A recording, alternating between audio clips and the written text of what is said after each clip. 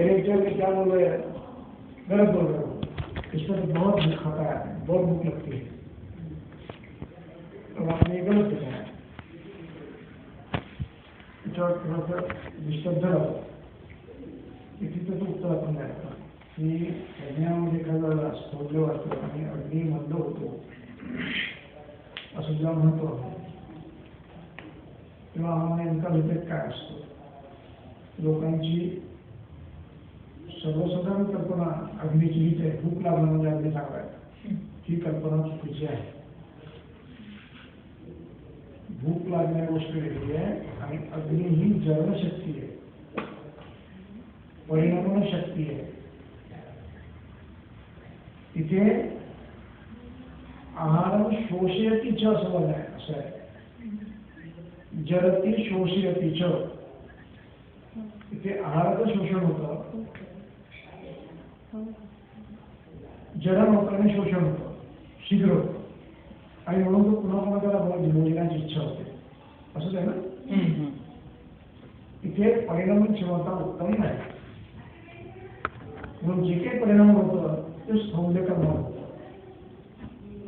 पण सर आंतरिक संदूषण वायूचं तिथे झाल्यावर होतं, वायूमुळे शोषण चांगलं जास्त होतं, लवकर शोषण होतं, आमाशयिक होतं एकदम, आमाशयिक एकदम खावंसं वाटतं, याचा अर्थ ते पूर्ण परिणत झाले असं नाही होत। जर पूर्ण परिणत असतं तर स्थौल्य जाऊन नसतं।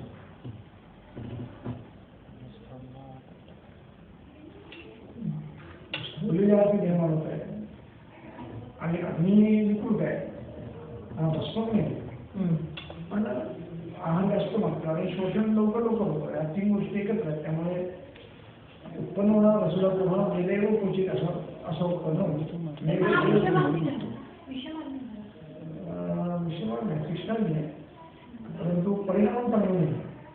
वेदे एवढं उपयोगी म्हणतात मूळ श्लोकामध्ये सुष्ण सुद्धा इतर घराचा वास्तव वेदे बाकीच्या पोषण होत नाही, असंच आहे की आज स्कूल आहे आणि म्हणून परिणाम चांगला नाही। अग्नी जरी वाढला असला, भूक जरी चांगली असली तरी परिणाम नाही, म्हणजे ते मेन्शन केलं पाहिजे। काय म्हणतात त्याला, पॉलिफिजिया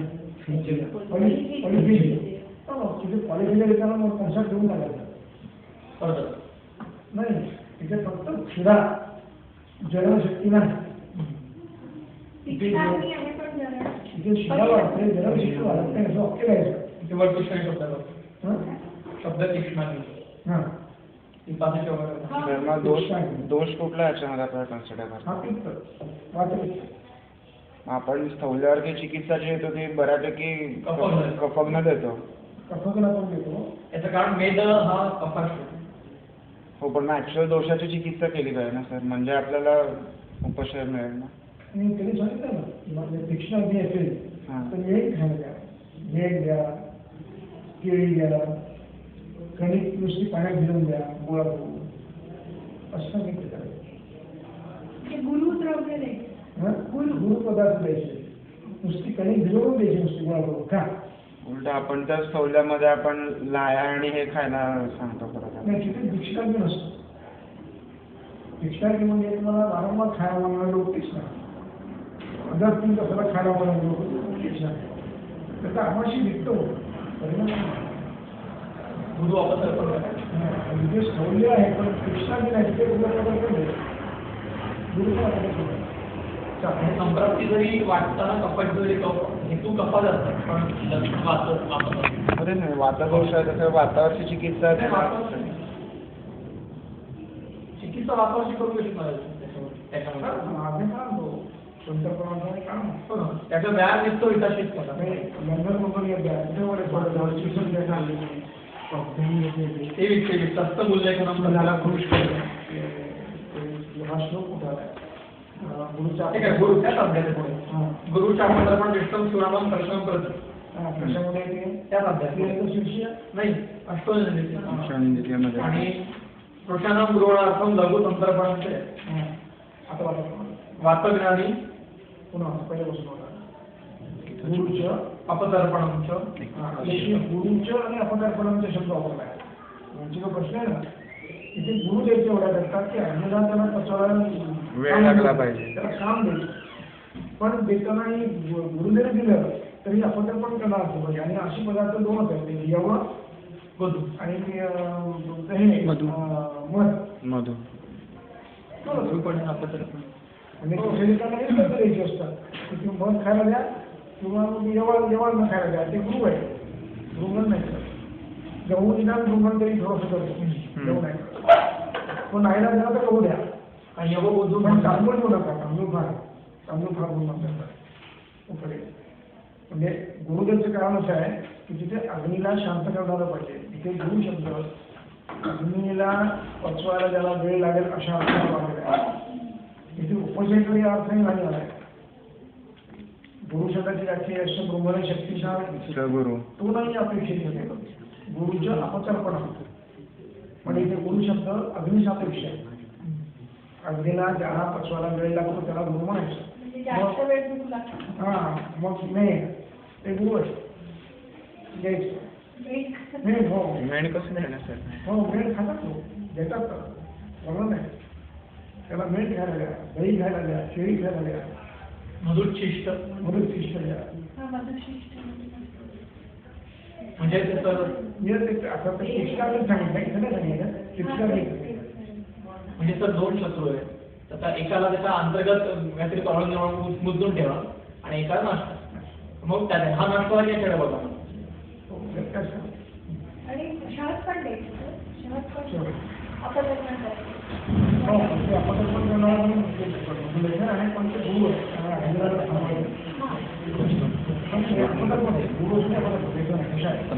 पाचवा श्लोक आणि गुरुचे अर्थापर्यंत हा तो कुठे पण लोक काय करतात, नियम कुठलाही पडत नाही आणि मध आणि पाणी घेतात. गरज या लोकांना उपद्रवस्तु खलु रोगोत्तर कालशो. एकच मिनिट, तुम्ही तर मागे अग्नीचा संबंध आला ना, ते खाल्ल्या नूतन पद्धतीने तुम्ही आम्हाला सांगितलं. मला मी एकटाच होतो करायला की ते परमाणू त्याला जाऊन अग्नीचे परमाणू त्या अग्नीला जाऊन प्रत्येकाला जाऊन हे करतात. अशा प्रकारे खाल्ल्या नूतन पद्धती अशी ती कल्पना करतात. म्हणजे मला ते कळलं नव्हतं. मी मला म्हणतात उजळणीमध्ये कसं अन्न पडतो तर अग्नीचे परमाणू प्रत्येक परमाणू चिकटतात त्याचं पटलं.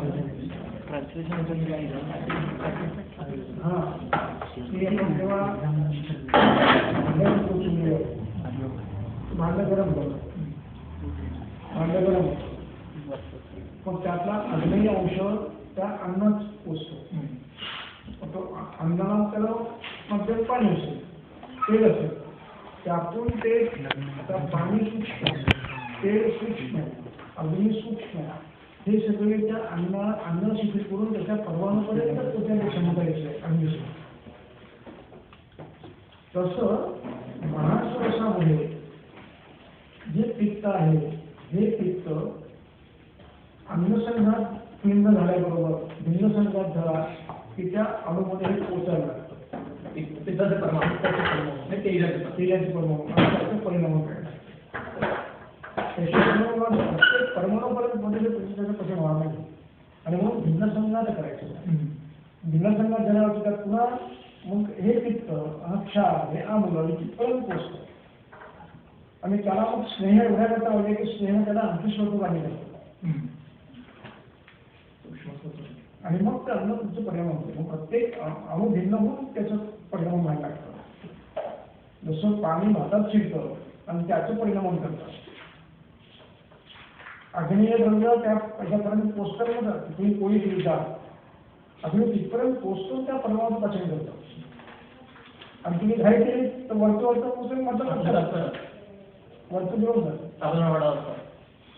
कशाला साध्या पोळ्या आपण गाव केल्या की काय वरती हे असतं मध्ये कसे असतात तिथपर्यंत आम्ही पोचला असेल. आणि आम्ही इतका सूक्ष्म आहे की तो कुठेही पोचतो. सूर्यप्रकाश नाही ते कुठेही पोचतात. म्हणजे तुम्ही दार बंद केलं तरी तुम्हाला धक लागते. या पद्धतीने आम्ही इथे पोचतो. आणि म्हणून असा अर्थ नाही की वर भांडं ठेवलं खाली अग्नी ही अपेक्षा नाही. पैशाची अग्नी असं होतं खाल्ल्याम उदाहरण द्या म्हणजे पित्ताशात अग्नी आहे आणि वर भांड्यामध्ये भात ठेवलं तसं नाही आहे.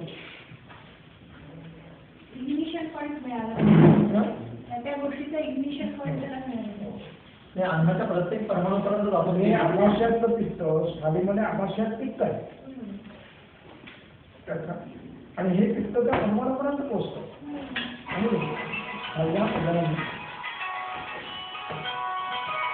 आणि पित्त कसं पोचतं पण थंड गरम पोचतं त्याची मुळात पित्त आहे ना आमाशयात पित्त आहे ते किती पोचतं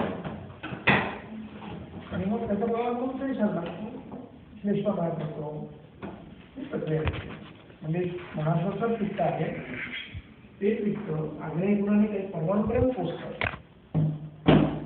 भिन्न संघात करतं आणि मग त्याचं संगमन करतं. जसं तांदूळाचं झालं तुमचं ठेवलं त्याची पचतं कसं तरी प्रक्रिया काय भांडं गरम होऊन त्याला भांडं गरम होतं पाणी गरम होतं पाणी ते भांड्याच्या अणूपर्यंत पोचतं ते सूक्ष्मत्व आणि म्हणून पाण्याला सूक्ष्म म्हटलं. पाणी स्थूल नाही आहे स्नेह सूक्ष्म आहे तिथपर्यंत जातो म्हणून सूक्ष्म आहे आणि काही याला पण सूक्ष्मत्व ठरवलं आहे. कोण जातं अणूपर्यंत सूक्ष्म आहे त्याचा मध्ये जातो म्हणून तरी सूक्ष्म आहे.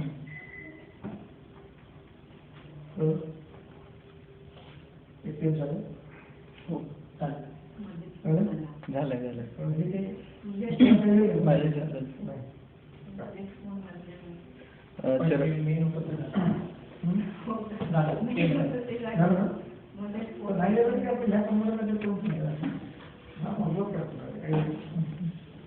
बॅटरी गरज नाही कशी जेवढं की झालं जेवण कमी जर किती लिखवा ना स्मृती कमी होते अल्पभोजनात हे नावाचं भोजनाने स्मृती मेधा वृत्ती कमी होते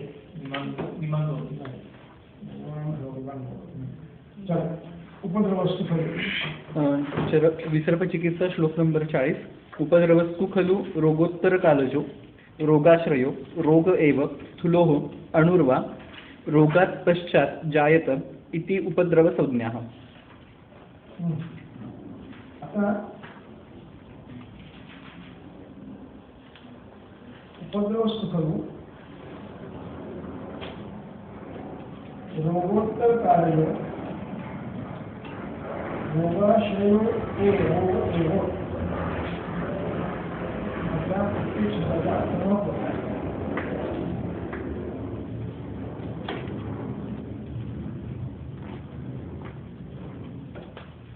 रोगोत्तर कालजो याचा अर्थ लक्षात घ्या. रोगोत्तर कालजोचा अर्थ आहे संप्राप्तीनंतर. रोग म्हणजे संप्राप्ती रोगाची निवृत्ती म्हणजे संप्राप्ती म्हणजे रोग. यथा दृष्टेन दोषेण यथाचारोषेकता निवृत्ती. जिथे संघर्ष झाला तिथे ज्या काही घटना घडल्या सार्वजनिक असेल लोकलाईट असेल सूक्ष्म असेल ती जी घटना घडली त्याचं नाव रोग आहे. आणि मग हा रोग इथे रोग करणारे हे दोष शरीरात वाढलेले दोष हे तुझी निर्माण करतात त्यांचंही कारण म्हणून रोगोत्तर कालजो म्हणतात. म्हणजे संप्राप्ती घडल्यानंतर रोगाश्रय एव इथं रोगाश्रय एवची टीका फार महत्वाची आहे. रोगाश्रय इति रोग आरंभक दोष प्रकोपजन्य दोष म्हणजे श्लेष्मा पित्त वायू जो कोणी आपल्या हेतूने वाढला असेल स्वतंत्र म्हणा परतंत्र म्हणा ते दोष काय करतात. रोग आरंभक दोष प्रकोपजन्यत तया रोगेण समं तुल्यकारणाः.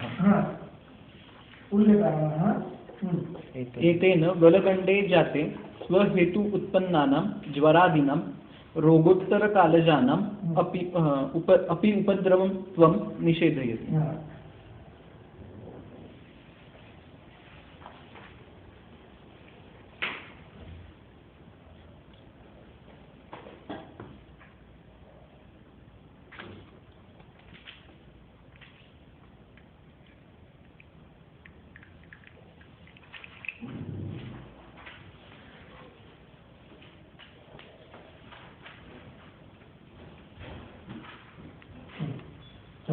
तर रोगाश्रयो रोग एव, त्याच हेतूने होणारा दुसरा रोग म्हणजे उपद्रव.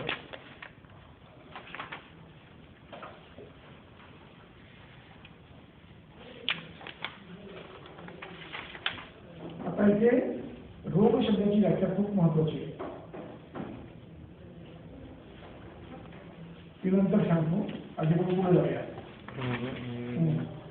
तत्र प्रधानो व्याधी व्याधेः तत्र प्रधानो व्याधी, संप्राप्ती जी घडली आहे ती प्रधान, आणि व्याधे गुणभूत उपद्रवः. व्याधी गुणभूत, म्हणजे गुणभूत म्हणजे गौण, गौण सेकंडरी. गुण गौणत्वात गुण, जे गौण आहे त्याला गुण म्हणतात. द्रव्य महत्वाचं आहे, गुण हे नंतर आहे, म्हणून त्याला गौण गुण म्हणते. गौणत्वात ते गुण आहे. म्हणजे व्याधी गुणभूता, व्याधीला व्याधीच्या मनाने हे तितके महत्वाचे नाही आहे, गौण आहे. अशा गुणभूत उपद्रव, असे जे आहेत व्याधी हे गुणभूत ते उपद्रव आहेत. आता याच्यामध्ये गोंधळ कसा होतो तो तेवढा फक्त लक्षात घ्या. जेव्हा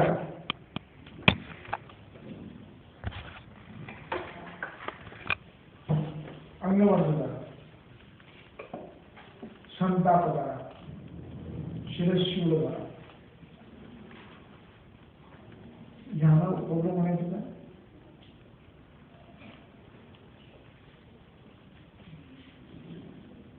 रोगोत्तर काळ, रोगाश्रय,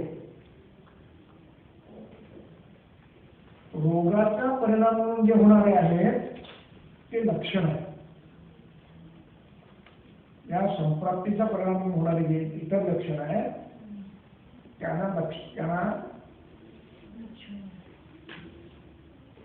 लक्षण म्हणतात. आणि एक व्याधी झाला आणि त्याच दिवसांनी दुसरा व्याधी केला म्हणजे श्लेष्मा प्रकोप झाला, प्रमेह झाला. आता या प्रमेहात करणारे दोष श्लेष्मा हा जेव्हा अतिसार करतो किंवा प्रतिसार करतो तेव्हा तो उपद्रव, त्या दोषानेच केलेला अन्य व्याधी तो उपद्रव. चिकित्सा कोणाची करायची आहे? ते गुणभूत आहे. चिकित्सेची प्रणाली केली तर बरोबर, प्रण्याच्या दोषांची केली बरोबर. आणि म्हणून त्या प्रमेयाला प्रधान म्हटलंय व्याधीला, आणि याला गुणभूत म्हणतो.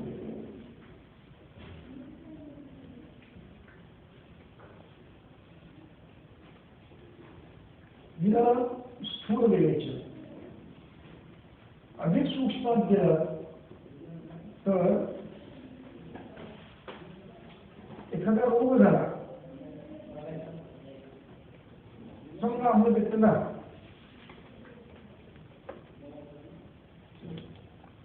पित्तवृत्ती झाली, त्याने केलेला रोग आहे काय?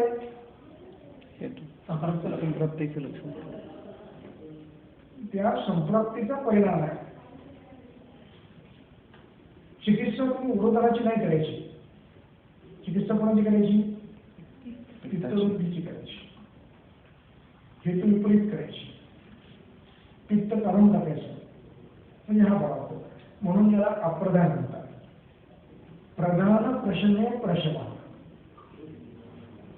प्रधानाचा प्रशन केला, आम्लपित्ताचा प्रशन केला की वृद्ध हा कमी होतो, कंठवृत्त हा कमी होतो, शिरशूल कमी होतो. शिरशूलाला एक गोळी, वृद्धाहाला दुसरी गोळी. हेतू बंद करा, त्या आम्लपित्ताची चिकित्सा करा, हे आपोआप परिणाम लागतात. हेही अप्रधान आहे, हेही गुणभूत आहे. पण हे या संप्राप्तीचे परिणामात म्हणून याला लक्षण म्हणायचं. जिथे संप्राप्ती घडली आहे तिथे त्याचा परिणाम म्हणून तुम्हाला व्यक्त होतात, म्हणून त्याला हे प्रत्येक ठिकाणी होणार. पण असे नियमित नसलेले होणारे अन्य व्याधी जे असतात त्याला उपद्रव म्हणायचं. म्हणजे त्या व्याधीचे नियमित लक्षण नाही. प्रतिष्ठाजनाची सुरू होणार, अंगात ताप होणार, अंगविराम होणार, याला उपद्रव नाही होणार. याला काय म्हणायचं? लक्षण म्हणायचं. पण या प्रतिष्ठाच्या हेतूने जर कुठे पाहायला शिक्षणा पुराणा तो त्याच व्याधीने केल्या तुम्ही चिकित्सा प्रतिष्ठाची केली, हेतू बंद नाही केले. दोन काम चालू आहे, हेतू चालू आहे, दोषवृत्ती चालू आहे, छळगुण्य आहे, प्रतिष्ठा झाला, प्रवाहिका झाली, रोगोत्तर का एकदा प्रतिष्ठा झाला त्याची चिकित्सा तुम्ही केली, हेतू बंद केले नाही, मग तो प्रवाहिका करतो. चिकित्सा कशी करायची? श्लेष्माची करायची. शरीरात श्लेष्मा मुद्दा आहे, त्याची चिकित्सा करायची. तो प्रधान, तो वारंवार व्याधी करतो. म्हणजे पहिला वेळी त्यांनी प्रतिष्ठा केला, चिकित्सा प्रतिष्ठाची करताना श्लेष्माची चिकित्सा करायची, हेतू बंद करायचे, लक्षणं कमी होतात, त्याप्रमाणे इतर व्याधीही कमी होतात. तेही होणार नाही, होत असतील तर ते होणार नाही. हा फरक आहे. पण स्थूल मानाने उपद्रव हा शब्द अप्रधान असल्यामुळं, अप्रधान असतात, मुळाची चिकित्सा केली की ते बरे होतात, म्हणून उपद्रव हा शब्द लक्षणांनाही लावला जातो. उपद्रव हा शब्द लक्षणांनाही लावला जातो. तेव्हा अभिप्राय त्या संप्राप्तीचा अनिवार्य परिणाम आहे.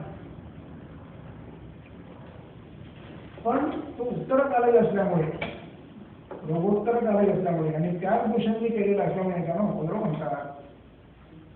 शब्द वापरतात. अभिप्राय समजून घ्यायचा. ग्रंथकर्त्याचा दोन शब्द, एकच शब्द दोन ठिकाणी वापरताना त्याचा अभिप्राय काय असतो तेव्हा अंतर्गती म्हणतात. अधिकरण काय? अष्टांगोदय करा.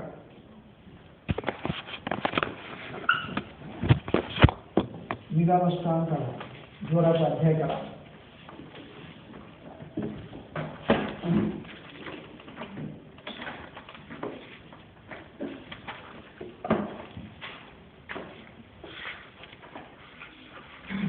संसारामध्ये एक संप्राप्ती घडली, त्याचा दोष वेगळे, दुसऱ्या दोषांच्यामुळे हेतूमुळे दुसरा आली घडली, एकाच वेळा दोन लागली.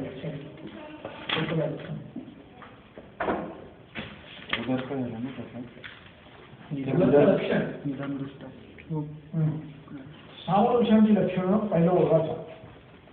ज्वरोपद्रव तीक्ष्णत्वम पहिला शब्द आहे.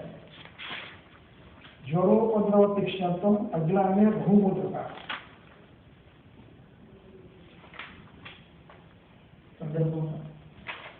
ज्वर निदान अष्टांग. ज्वराचा सामदोषांची लक्षणं होतात. सामज्वराची लक्षणं म्हणजे पान फक्त उलटल्यानंतर खाली आहे. श्लोक क्रमांक 54. अष्टांगोदय निदान स्थान श्लोक क्रमांक 54.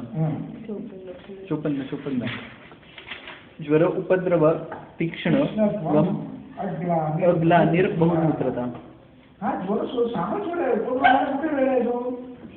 आत्ता निर्माण झालाय, नवज्वर आहे, त्याला उपद्रव नाही येत का?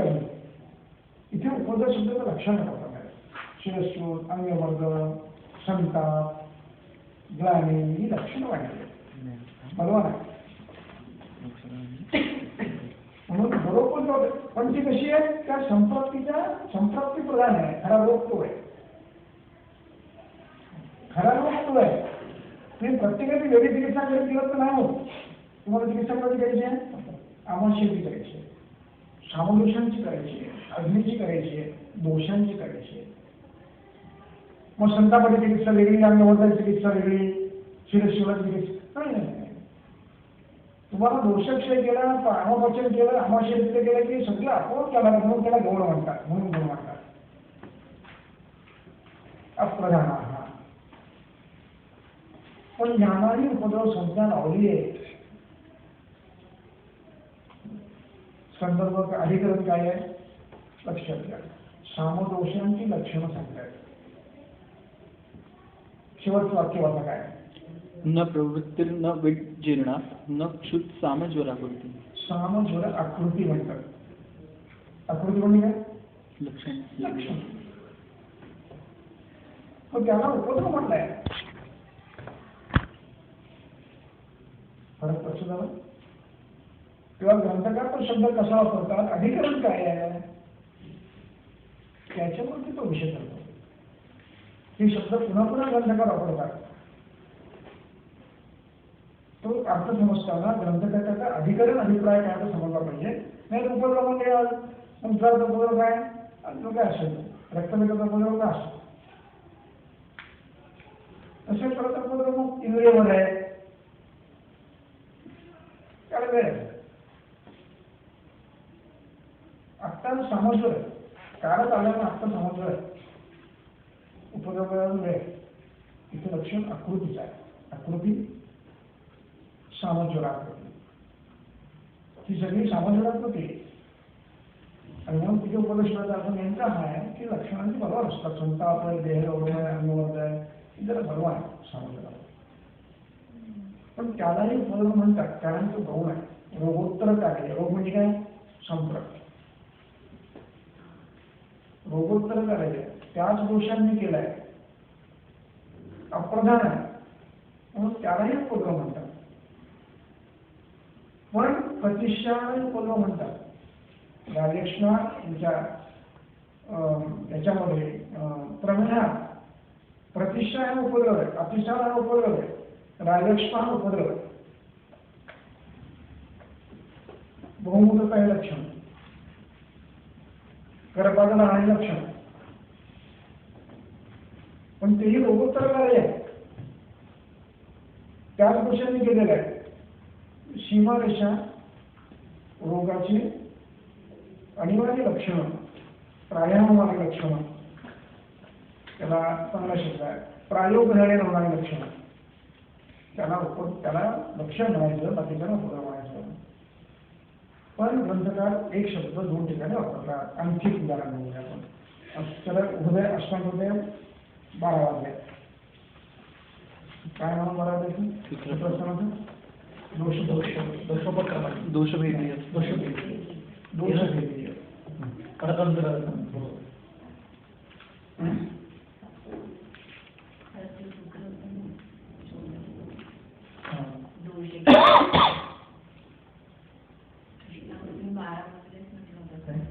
दोष एकत्र असतात पण ते एकमेकांना बाधा करत नाही. हो, सापडलं का, नाही सापडत. देतो तुम्हाला करून 12 मध्ये पूर्वजा पूर्वोपाख्यान. आता स्वतंत्र प्रतंत्र शब्द आहे. स्वतंत्र प्रतंत्र,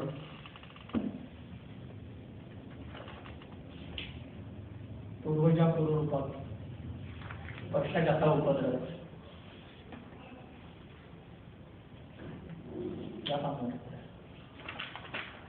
कशापासून पहिल्या कॉलमच्या सूत्र महाराजाच्या बांधणी सुरुवात,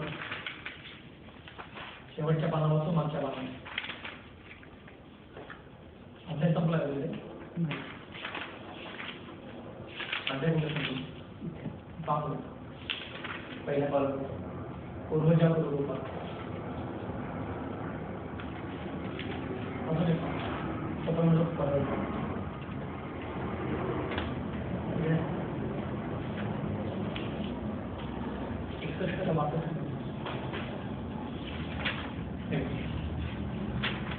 पूर्वजा पूर्वोपाख्या पक्षजाता उपद्रव 8 नंबर. तथा स्वजन्म उपशया स्वतंत्र स्पष्ट लक्षण द्विधा पूर्वजा पूर्वरूपाख्या त्याला पूर्वजाला पूर्वरूप म्हणायचं. पुढे जाता पश्चात जाता त्याला काय म्हणायचं, रूप म्हणायचं. आणि उपद्रव हे सगळे आपल्या यातला पूर्वजा पूर्वरूपाख्या. पूर्वरूप आहेत ते परतंत्र आहे. पश्चात रूप ते पूर्वरूप ते परतंत्र आहे आणि उपद्रव ही परतंत्र आहे. हे सगळे परतंत्र आहेत. स्वतंत्र कोण आहे, फक्त संप्राप्त स्वतंत्र आहे. चिकित्सा आम्हाला संप्राप्तीची करायची आहे, या लक्षणांची नाही करायची. आणि म्हणून खालचं वाक्य आहे तेषां प्रधान प्रशने प्रशमः. काय खाली वाक्य, प्रधान प्रशने अप्रधानांचा प्रशम आपोआप होतो. तेषां इति परतंत्राणां रोगाणां अप्रधानानां प्रशमः प्रधान प्रशमे भवति. इथे पश्चात उपद्रव हा शब्द जो आहे ना, हा पश्चात जातासाठी वापरला आहे. पूर्वजा पूर्वरूपाख्या पश्चात जाता उपद्रव. उपद्रवासाठी तो शब्द वापरला आहे. पूर्वरूपासाठी पूर्वरूप परतंत्र आहे, पूर्वरूप परतंत्र आहे. स्वतंत्र कोण आहे,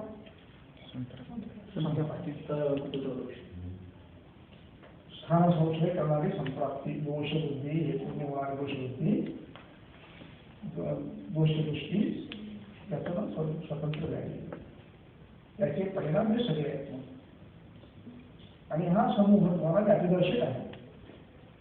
व्याधिदर्शक समूहाला लक्षण म्हणतात. निदान पूर्वकम रूपम हे व्याधिदर्शक लक्षणातून परतंत्र आहे. ते खऱ्या अर्थाने अप्रधान उपद्रव आहे, सूक्ष्म अर्थाने उपद्रव आहे. व्याधिसंकर काय मग, व्याधिसंकर हा कदाचित भिन्न दोषांनी होणारा व्याधी. एकाच वेळेला भिन्न दोषांनी होणारा व्याधी त्याला व्याधिसंकर. या बाकीच्या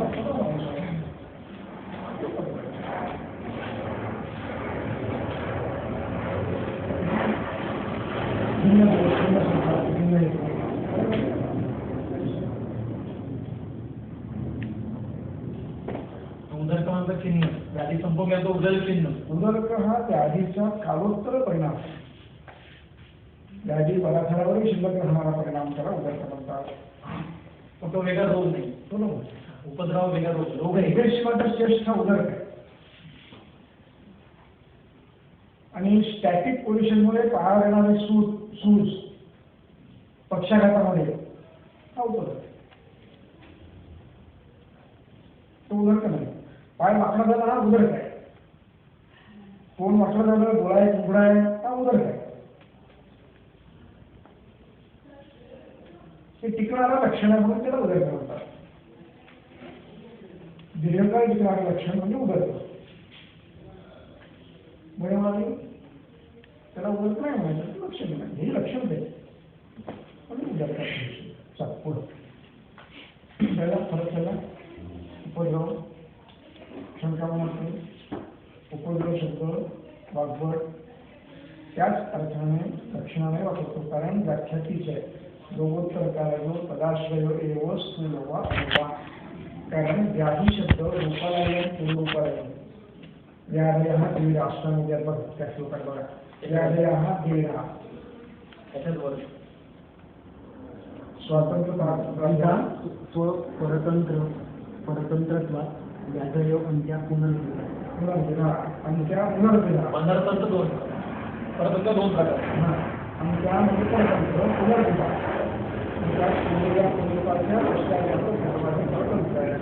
म्हणजे खरा व्याधी कोण आहे, लक्षण सोडून असलेला जो तो खरा व्याधी. संप्राप्त ज्याला म्हणतात तो खरा व्याधी. त्याला स्वतंत्र व्याधी म्हणतात. आणि ह्याला परतंत्र लक्षणाला व्याधी म्हणतात, लक्षात घ्या. लक्षणा व्याधी परतंत्र व्याधी आहे. तेव्हा हा जो प्रश्न आहे ना की अतिसार व्याधी आहे का लक्षण आहे, तद्दन मोठेपणाचं लक्षण आहे.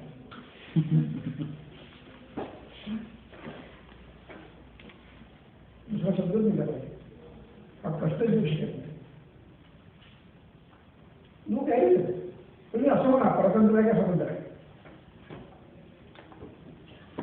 परतंत्र आहे, लक्षण आहे ना, परतंत्र आहे. अग्निदृष्टी हा परतंत्र प्रधान आहे, आमाशा दृष्टी हा प्रधान आहे, आमोद दृष्टी हा प्रधान आहे, परिणाम हा अतिसार हा परतंत्र आहे.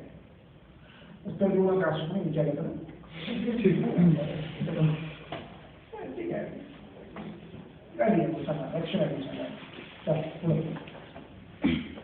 स तु पीडाकर्तरो भवति पश्चात् उत्पद्यमानो व्याधिः परिक्लिष्टशरीरत्वात् तस्मात् उपद्रवं त्वरम् अभिभावेत्. काही वेळा व्याधिक्षीण व्यक्तीमध्ये असे उपद्रव त्रासदायक ठरतात आणि म्हणून चिकित्सा झटपट करा. उपद्रव ऐकून त्याला दुर्लक्ष करू नका, कारण व्याधिक्लिष्ट शरीर असते असं शब्द आहे ना. व्याधिक्लिष्ट शरीर असते, व्याधीने क्षीण झालेलं शरीर आहे आणि एखादा उपद्रव होतोय त्याचे दुर्लक्ष करू नका. अप्रधान आहे म्हणून अप्रधान म्हटलं त्याने वेळ अपराध माहितो नाही. चिकित्सा ताबडतोब करायची, काही असेल संताप असेल अतिसार असेल बरं आणि चिकित्सा करायची. तर पुढे सर्वायतन समुत्थम सर्वलिंगव्यापिनं सर्वधातु अनुसारिणं आशुकारिणं महात्येकम् इति सन्निपात विसर्पं अचिकित्स्यं विद्यात्. आता सन्निपाताची संप्राप्ती सांगतच नाही, थोडक्यात सांगतात. कशी सांगतात? सर्वायतनं समुत्थम, सर्वायतन समुत्थम. आतापर्यंत सांगलेले सगळे हेतू घडलेले आहेत, सगळी लक्षणं आहेत तीन दोषांची, सगळ्या धातूंमध्ये आश्रय आहे, आशुकारी आहे. याला चिकित्सा कठीण आहे असं सांगून चिकित्सा करा. पुढं तत्र वातवित्तश्लेष्मनिमित्ता विसर्पास्त्रयाः साध्या भवन्ति. विसर्प साध्य तीन साध्य आहेत. पुढं अग्निकर्दम आख्यो पुनर अनुपसृष्टे मर्मणि अनुपगते वा शिरास्नायुमांसक्लेदे साधारण क्रियाभिर अभिभावे उभव अभ्यस्य मानव प्रशांतिम आपद्येत ताम अनादर उपक्रांतः पुनस्तयोर अन्यतरो हन्यात् देहम आशु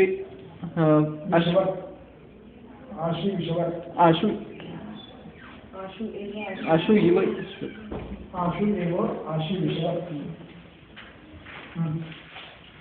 तथा ग्रंथि विसर्पं जातो उपद्रवम् आरभेत चिकित्सितुम् उपद्रवोद्धृतं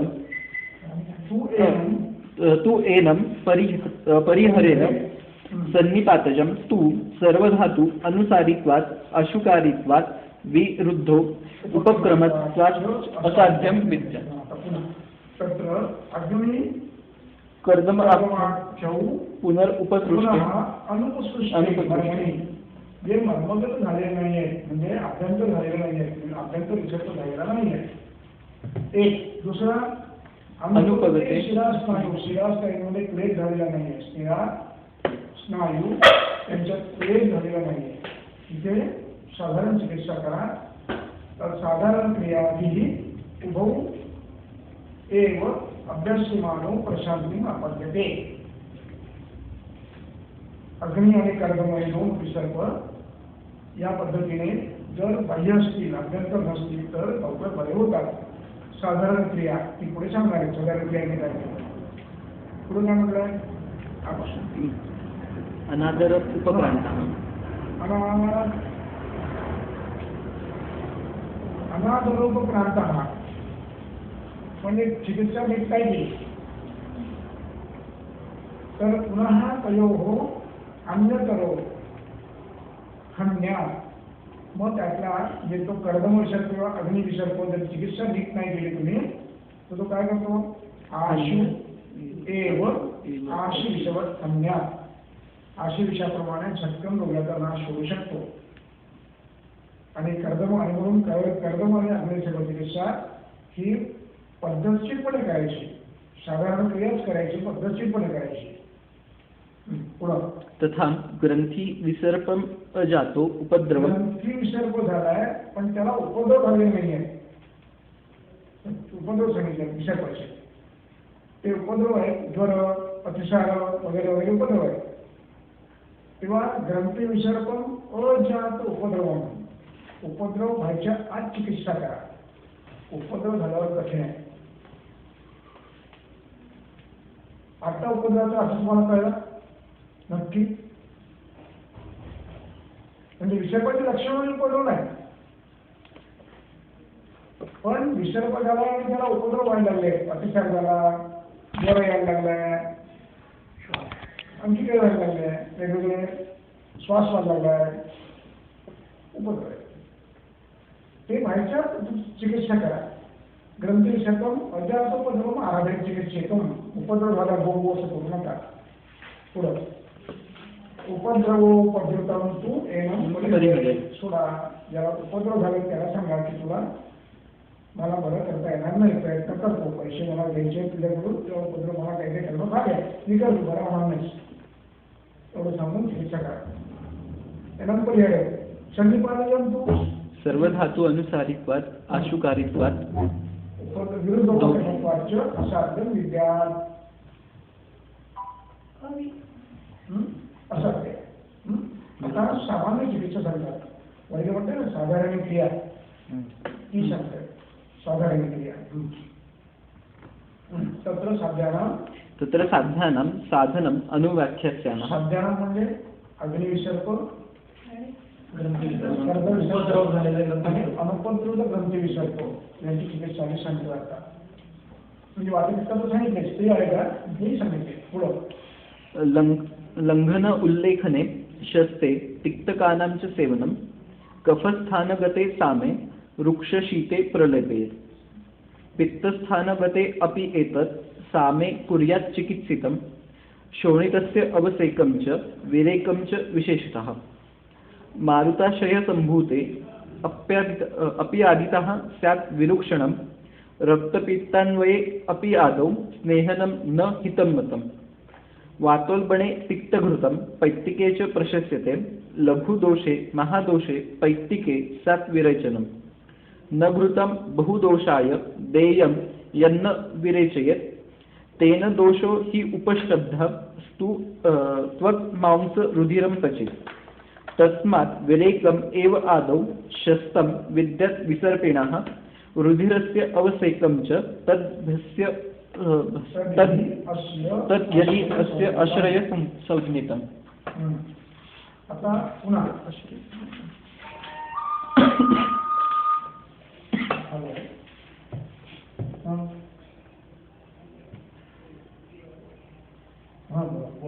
बोला